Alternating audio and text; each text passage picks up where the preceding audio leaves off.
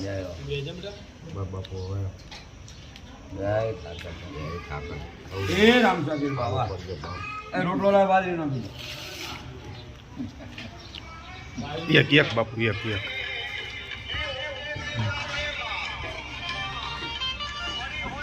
જો આ અમારા બાપની ખાસિયત છે ગાય આવેલો કોઈ પણ છે ને એમ નામ ન જાવો જોઈએ